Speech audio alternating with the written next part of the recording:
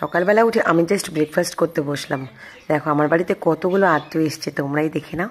এই যে দেখো আমার চুই পাখিরা চলে এসছে। ওরা এসে বলছে তুমি একাই খাবে, তা তো হবে না, আমার খাবারের ভাগ কোথায়, আমার খাবারটা দাও এদের জন্য। আমার বাপ রে বাপ, 3-4টে করে বিস্কিটের প্যাকেট নিয়ে এসে রাখতে হয়। এই যে এক একজন করে এক একটা করে বিস্কিট নিয়ে চলে যায়। এদের ছোট বিস্কিট অর্ধেক বিস্কিটে হয় না। আগে তো এরা গ্রিলের বাইরে থাকতো, এখন গ্রিলের বাইরে না, এরা ভেতরে চলে আসে, আবার টেবিলের উপরে ওঠে, আবার কিছুদিন পর আমার গায়ের উপরে উঠে যাবে ভাই। মানে এদের অত্যাচারের আর শেষ নেই। বিস্কিট খেয়ে চলে যাচ্ছে দেখো। তবে এদের সঙ্গে আমার টাইম কাটাতে বেশ ভালো লাগে।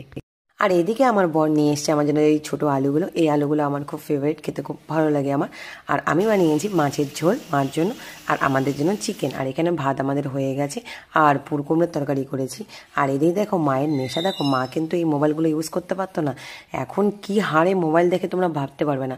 রাত 12টা অবধি মা মোবাইল শুয়ে শুয়ে দেখে। আগে তো 9টার মধ্যে ঘুমিয়ে যেত, এখন ঘুমায় না। এখন মানে কখন কাজে থেকে একটু ছুটি পায়, ছুটি পেলেই এই মোবাইল নিয়ে বসে যায়।